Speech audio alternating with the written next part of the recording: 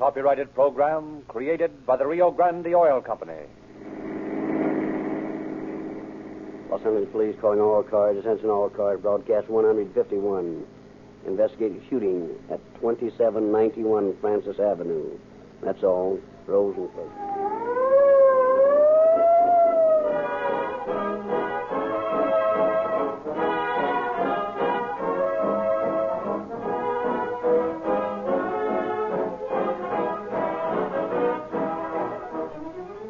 As you listen to this succeeding broadcast of Calling All Cars, you can't help noticing how important motor car performance is in modern warfare against crime. A police car is no place for sluggish, sputtering, slow-burning gasoline. Speed, power, acceleration, quick starting. These a police car gasoline must have. Is it not significant that more police cars, ambulances, fire engines, and other emergency equipment use Rio Grande cracked gasoline wherever it is sold than any other brand? Do you think the police department of Los Angeles, for example, would use Rio Grande cracked gasoline month after month if it did not come up to specifications in competitive tests and continue to deliver police car performance? You can have in your car the very same gasoline that has helped make the Los Angeles Police Department one of the most efficient in the United States. You can have the same quick starting, the same fast acceleration, the same surging power that police cars must have and always get in Rio Grande cracked gasoline. Try a tankful tomorrow and know what police car performance is. And now, once again, we present Chief James E. Davis of the Los Angeles Police Department. Chief Davis. Good evening, friends. The story you will hear tonight is one of the finest examples of police detection this department has on record. The officers assigned to the case had no known killer to look for, no clues to help their investigation, no actual facts at hand to even definitely call it murder. But because by training, police officers know that every tiny item is of vast importance in their work, that even the simplest clue may lead to the final cracking of a case. The end of tonight's story is very different from what it might have been had the officers been inclined to be at all lax. Stories like this prove time and time again the fact that even the most perfectly worked-out crime has almost no chance of being successful in the face of trained police detection.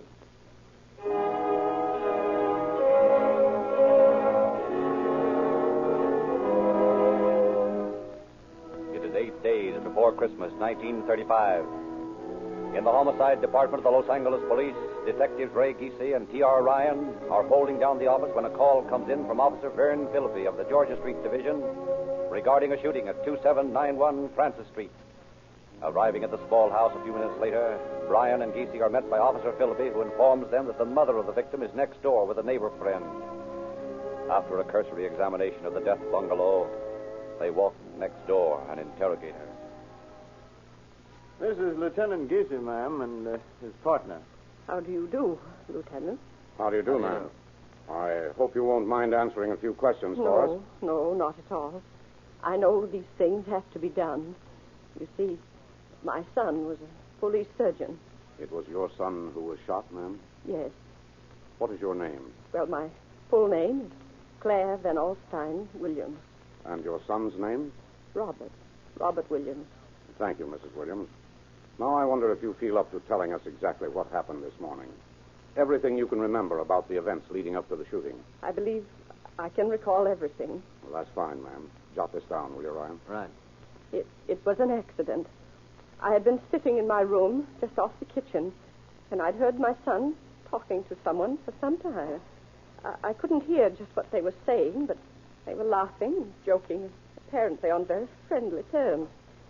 I was sitting in my rocking chair sewing, as I recall.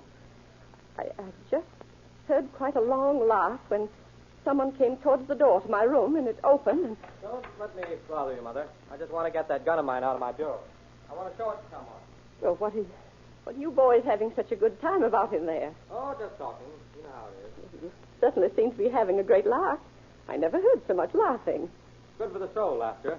As long as that's all you have to worry about, you'll be all right. Bye. Sometimes I wonder whether I have a full-grown man for a son or a little boy. Oh, well.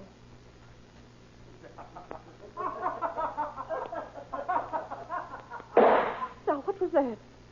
Goodness, I hope those two haven't gone and done something foolish. Well, what was all that noise? Robert. Robert. It was an accident. An accident. You shot Robert. I couldn't help it. It was an awful accident. I couldn't help it. Oh, Robert. That won't do you any good. He can't answer you. Well, quick. Call the police. Don't stand there with that gun in your hand. Go call the police. Yeah, of course. I'll go right now. Oh, Robert. What's happened to you? What's happened to you? I waited some time, and the boy didn't return, and no one came, so I called you myself. I can't imagine what happened to him. Doesn't sound very sensible, does it? Had you ever seen this boy before, Mrs. Williams? No, never, but I believe him, Lieutenant. I believe he was telling the truth. He looked so young, and he had such a fine face. I couldn't help but believe him. I see. Well, now, when you entered the room, where was this boy standing? Directly behind Robert. Did he have the gun in his hand, ma'am? Yes, he did. It was wrapped in a towel. Wrapped in a towel? What in the world for? Well, I don't know. Maybe he was cleaning it. Anyway, that's the way it was. And, Lieutenant, he looked so sorry for what he'd done. It was dreadful to see that young face looking so horribly scared.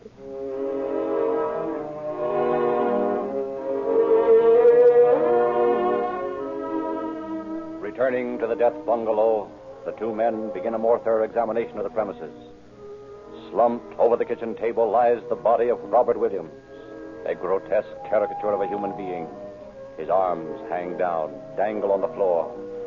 On the back of his head, a jagged wound shows mute evidence of the violent death that has snuffed out his life.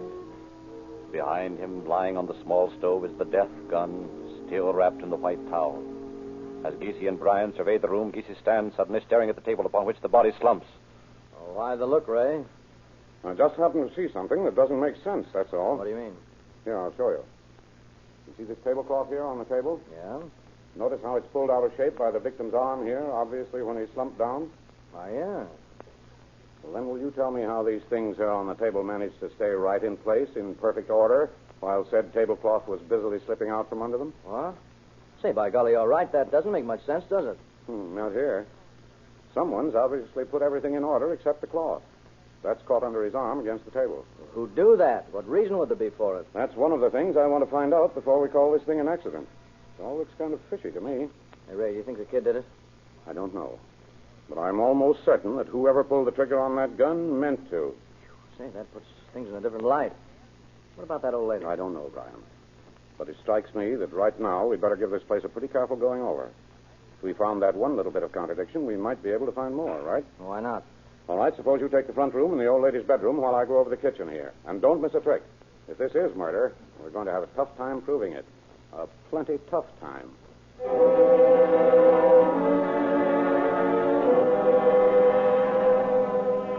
After an afternoon spent in minute probings into every nook and cranny of the house, questioning of the neighbors, fingerprinting of all the wood and crockery in the kitchen, Detectives Giese and Brian return to the neighbor's house and once again face Mrs. Williams. Mrs. Williams, had you ever seen that gun before today? Oh, yes, it was Robert's. I know, because, you see, I bought it for him myself. You're absolutely certain that it's the same gun? Yes, quite. But it should be easy enough to prove that. I have the numbers of it in the little black book in my dresser drawer. You have? Well, do you suppose if I sent someone over there now to get it, they could find it? Yes, I'm sure they could. It was right in the top drawer, a little black book.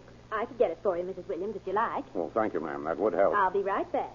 Now, Mrs. Williams, another thing. We found 2 bullet holes in the kitchen floor. Can you tell me just where they came from? Holes? Oh, those, of course. It's rather silly the way it happened. At least it would probably sound so to you. But for quite some time, I'd heard someone prowling around the house and had me frightened. Ever reported to the police, ma'am? Oh, no, I didn't. I didn't think it was serious enough to warrant that. But I did buy that gun for Robert, and that made me feel better. Well, anyway, One night I was lying in bed almost asleep when I thought I heard someone at the back door. I called Robert and told him. He went into the kitchen. Then I heard him firing. I went to him, and he said he'd scared them away. By shooting holes through the kitchen floor, Mrs. Williams? Well, I don't know whether he meant to shoot in the floor, but by shooting, anyway. Here's the book, Mrs. Williams. I found it just where you said it would be. Just give it to me, please. Oh, certainly. See if these numbers check with that guns, Brian. S&W 419618. Smith & Wesson, 419618. Check. That leaves no doubt about that, then. Was there some doubt, Lieutenant? What's that? Oh, why... Well, yes and no, Mrs. Williams. Just wanted to be certain, that's all.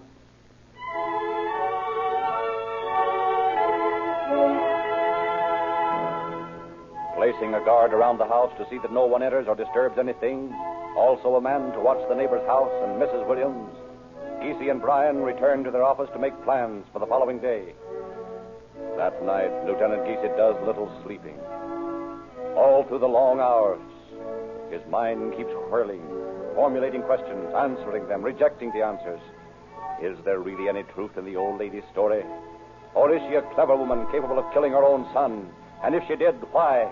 Why? That's the question to find the answer to. Why? The following morning, he and Brian pay a visit to the late Dr. Williams' office, where his secretary furnishes the first startling bit of news. I've been thinking seriously of calling you, gentlemen. There are several things that don't seem quite like the doctor that have been worrying me. I thought you should know about them.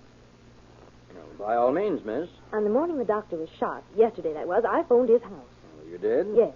You see, there was an emergency case here, and I wanted to get the doctor down as soon as possible. Did you talk to him? Well, not the first time I called. I talked to his mother. She said that he was in the bath and couldn't talk. But then I heard some disturbances, and she sounded as though she were talking to him, and then she said to call back in 10 minutes. And you did? Yes. This time I talked to the doctor and told him about the emergency. He told me that he'd have to have breakfast and that he'd get down directly after that. About what time was this, miss? It was 9:30. Yes, 9:30. He said that he'd be down by 10:30 at the latest. You're sure it was the doctor you were talking to? Certainly. I was in the habit of talking to him on the phone. I knew his voice. But there could have been no mistake. Well, what did you do when he didn't show up? I called his house again and talked to some police officers. He told me that there'd been an accident and that the doctor wouldn't be down. Then I sent another doctor out on the case. But it struck me as peculiar at the time. And then when I read in the paper this morning about the shooting and all, well, it just didn't sound right to me. Well, to be quite frank with you, miss, it doesn't sound right to us either. Well, I'm not a naturally suspicious person, Lieutenant. But when the doctor told me himself that he'd be down by 10:30, and then I read about his having been accidentally shot while looking at his hunting guns, well, it sounded awfully strange. Well, you were quite right to be suspicious about it, miss. And thanks a lot. Come on, Brian. We've got things to do and no time to do them in.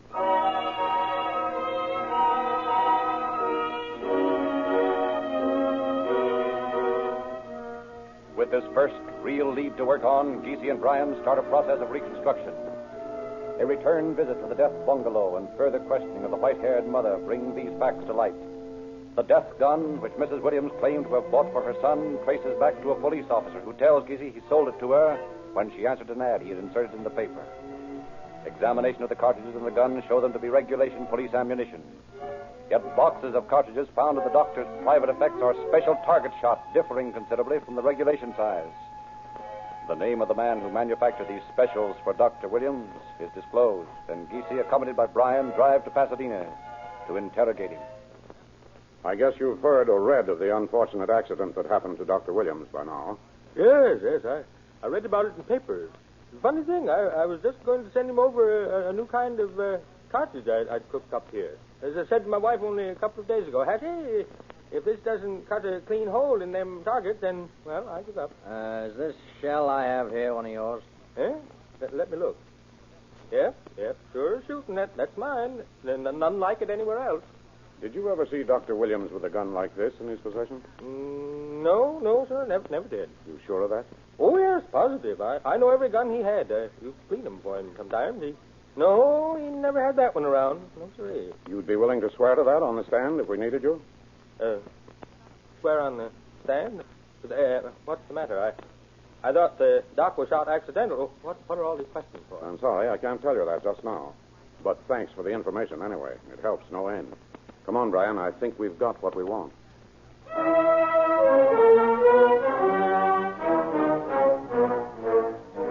Convinced now that the accidental shooting is in reality a well-planned murder, Easier returns to headquarters, tells Captain Wallace of his investigation and subsequent findings.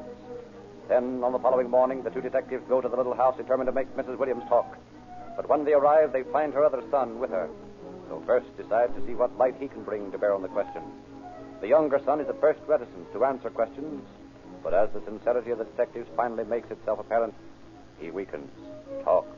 Oh, honestly, Lieutenant, I don't know what to think. I can't believe that Mother would do this, and yet she's been acting strangely for so long that still it can't be. Just what do you mean by strangely? Well, not right. You know, saying it would be better if we were all dead and out of the way than living here in poverty and all sorts of things like that.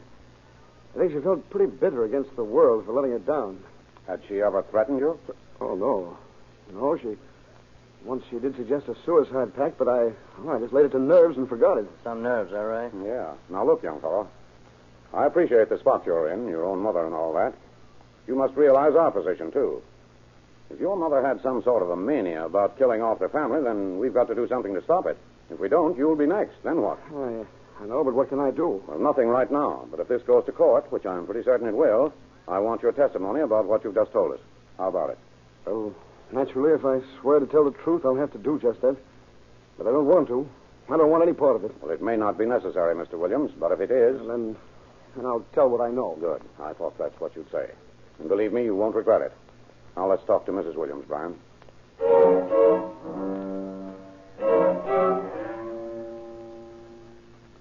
I'm going to be very frank with you, Mrs. Williams. Very frank. I'm going to tell you right now that we do not believe your story. You don't believe? Well, surely you can't mean you don't think it was an accident. That's exactly what we do mean, ma'am. You mean you think that young man... No, ma'am. We don't think that young man ever existed. But then, I don't see... I'm afraid the only other answer is you, Mrs. Williams. I? Exactly. You think I did it? Didn't you? Shoot my own son? Why, I don't see how you can even imagine such a thing. It just isn't possible. You walked into that room and shot your son as he was eating his breakfast. Lieutenant, I can see how you might imagine that as having happened. But I assure you, what I've told you is the truth. It was an accident. Nevertheless, Mrs. Williams, we'll have to book you on suspicion of murder. But you can't do that. It's not right. I'm sorry, ma'am, but I'm afraid you'll have to come to headquarters.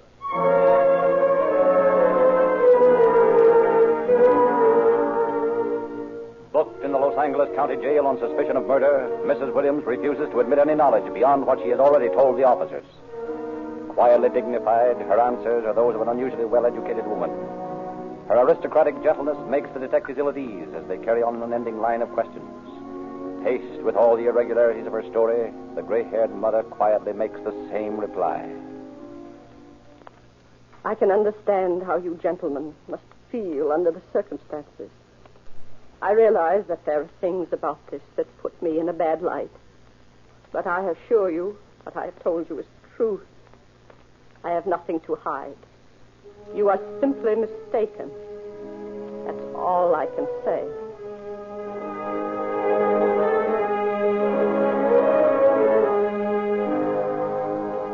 But despite the repeated denials, the charge of murder sticks, and at last Mrs. Williams prepares to make a desperate battle for freedom. Her appearance in court immediately creates a stir of sympathy. The prosecuting attorney, realizing that he has a tough assignment ahead of him, prepares his brief carefully, checks and rechecks every tiny piece of evidence. And finally the day comes when all evidence has been heard. Nothing remains but the prosecution's final summary. Ladies and gentlemen of the jury, you have heard the evidence in this case. You have heard link after link forged against the defendant. Now there remains nothing but your decision. However, before you 12 men and women retire to your chambers to decide this case, I should like to show you in my own words what really happened that day. The detectives who have worked on this case from its inception have built a case that brings to mind the whole picture of this murder. I say murder because that's what really happened. The defense claims that there was another man in that room when Dr. Williams was shot. That the defendant was in her own room all morning until she heard a shot. Now, I am going to show you that there was no other man. That the defendant simply executed a well-planned murder as a general might execute a carefully planned maneuver in a battle. I ask you to go with me to that kitchen this afternoon to visualize the picture I paint. Dr. Williams has an appointment at his office at 10:30. The secretary has testified to that. He has talked to her over the phone and said that he will be down to the office as soon as he has had breakfast. As I see the picture, he is sitting at the table in the kitchen, and his mother prepares his food. My call from the office was an emergency. Some fellow needs an operation. Well, I'll have your breakfast in a second, son. Only I wish you didn't have to rush so. You never have a minute with me anymore. Well, I can't help it, dear. That's what happens to people who get mixed up in this doctoring business. Are you happy being a doctor, Robert? Oh, Mother, that's a funny question. Of course I'm happy. I mean, aren't you sometimes sorry you have to give your life to other people? Don't you feel a little shabby? A little below your rightful station in life? Well, there's no use you going on talking about station in life. I wish you'd realize that things are different than they used to be. The world has changed, and people have changed with it. People haven't changed. They've just given in. Let circumstances pull them down, take their rightful station away from them. You know, Robert, sometimes I think we'd be better off in another place. Mother, you don't sound well. I'm worried about you. No. It's all right. You needn't worry anymore. Here, now eat your eggs. Thanks. I'm going in the other room a second. Well, nevertheless, you've got to take better care of yourself before your nerves snap. I don't like that kind of talk. It's true talk. That's why you don't like it. You know as well as I do that this family was never meant to do menial work. If money-crazy people hadn't taken what rightfully belonged to us, we wouldn't have to live in a little bungalow like this, 4 rooms, and both of my sons working like ordinary laborers. It isn't right. You know, Mother, according to the papers, the revolution is due soon. Maybe that'll take care of it. But really, Mother, kidding aside, you've got to realize that the classes have drawn together. There's no aristocracy anymore. Everyone is working for a living, and there's no disgrace in it. You perhaps know, but you're young. You can't feel the same as I do. You can't appreciate the way I feel in the eyes of these people around us. The Williams is living here like ants. Oh, well, as long as you can cook eggs like these, everything's going to be all right. They're tops as far as I'm concerned. I hope you'll always be happy, Robert. Always. What makes you say that? What's in that towel? Something that belongs to me. Something that will make me happy. I guess I don't follow you, Mother. However, if something will make you happy, that's enough for me. You're happy seldom enough lately. You better eat your breakfast, son. Don't mind me. You're right. I've got to hurry to make it now. I'll just stand here, right behind you while you eat. You don't mind, do you? Well, not if you like to stand there. But I can't see why you want to watch me eat. But, however, that's your business. Yes. My business. Goodbye, Robert. What'd you say? Nothing. Just thinking. Eat your breakfast.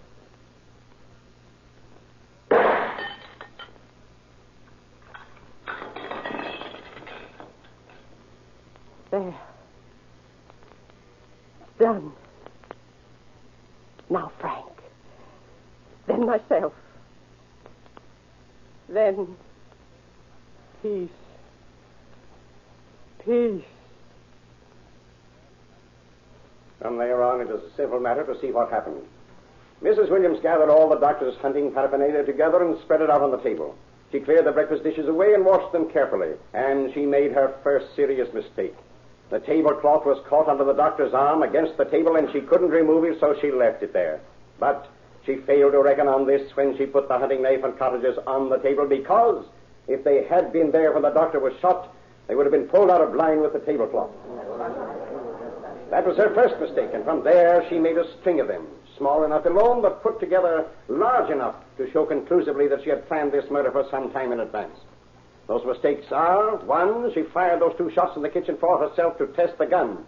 2, every day she fired a cap pistol we found in her room to get the neighbors used to the noise. That's the reason none of them could remember having heard a shot. 3, when the detectives first questioned her, her only concern was for the boy who had supposedly just killed her son. She showed no remorse at all for her own son. I think that I've covered all the points in this case, and I know that in spite of the sentiment and sympathy you members of the jury must feel for this woman, you will do your duty and return an honest verdict, guilty of murder in the first degree.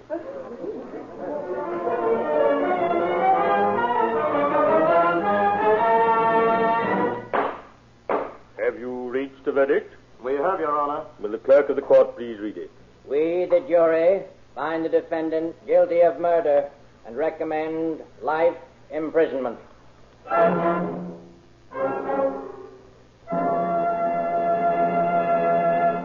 It is now our pleasure to present District Attorney Buren Fitz.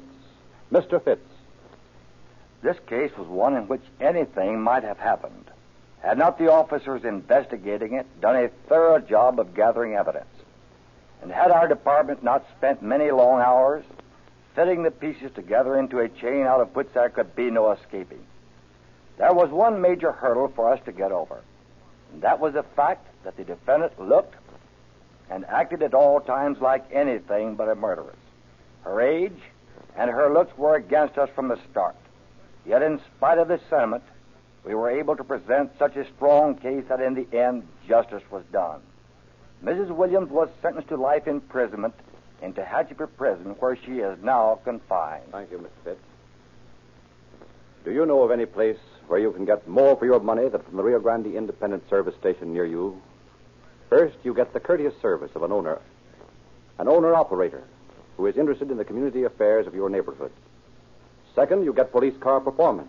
Rio Grande cracked gasoline, the same gasoline used by more police cars wherever it is sold than any other brand. The only gasoline sold in your neighborhood that is produced by the patented Sinclair cracking process. Third, you get Sinclair motor oils, thoroughly de-waxed and de-jellied by special Sinclair processes to make them flow freely winter and summer and stand up under the most grueling abuse. Then you get many services absolutely free.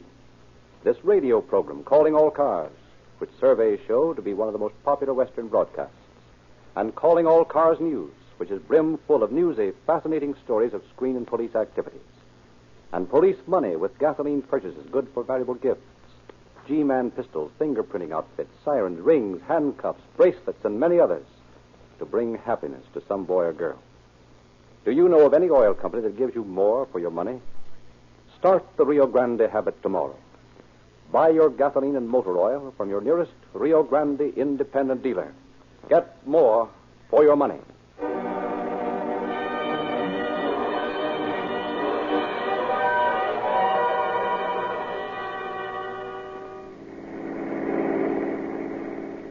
Los Angeles Police calling all cars. Attention all cars. To cancellation broadcast 151. Suspect in this case is now in custody. That's all. Rosenquist.